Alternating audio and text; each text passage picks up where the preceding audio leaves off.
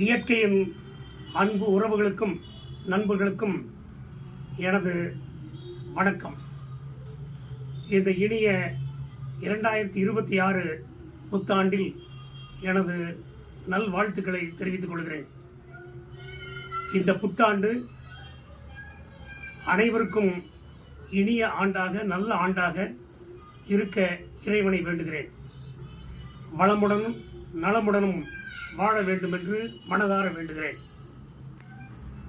2026 சட்டமன்ற பொதுத் தேர்தல் வருகின்ற ஏப்ரல் மாதத்தில் அநேகமாக வர இருக்கிறது.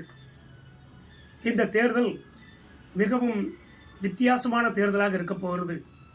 ஏனென்று கேட்டால், அனைத்திந்திய அண்ணா திராவிட முன்னேற்ற கழகம், திராவிட முன்னேற்ற கழகம் என்ற இரண்டு கட்சிகளுக்கு இடையே இருந்த தேர்தல் இன்றைக்கு மூன்றாவது ஒருவர் களத்தில் வந்திருக்கிறார். இன்றைக்கு நடிகராக மக்கள் மத்தியில் நன்கு அறிமுகமான பிரபலமான நடிகர் விஜய் அவர்கள் அரசியல் களத்திலே புகுந்து தன்னுடைய சாதனை என்ன என்று நிரூபிக்க வர இருக்கிறார். இந்த களத்திலே வருகின்ற போது மூன்றாவதாக அவர் வருகிறார். அதே போல சீமான் அவர்கள் ஏற்கனவே களத்தில் இருக்கின்றார்.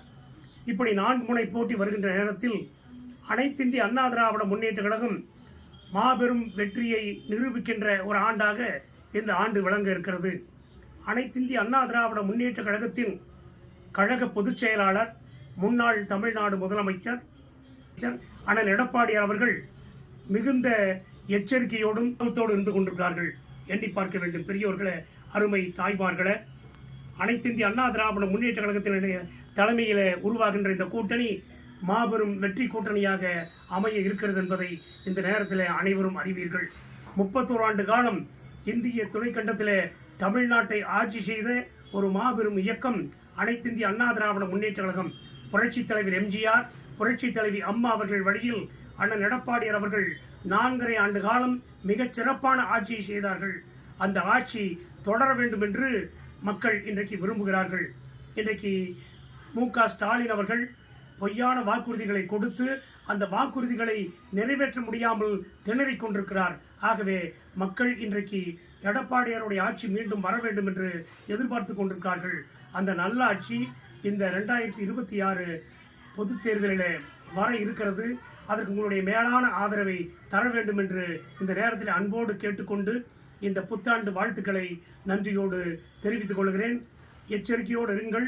அனைவரும் வாக்கு செலுத்துவதற்கு வாக்குச்சாவடிக்கு வாருங்கள். இரட்டை இலை சின்னத்திலே உங்களுடைய மேலான ஆதரவை தந்து மீண்டும் எடப்பாடியார் அவர்களுடைய ஆட்சி மலர்வதற்கு உங்களுடைய ஆதரவை தாருங்கள் என்று அன்போடு கேட்டு விடைபெறுகிறேன். நன்றி, வணக்கம்.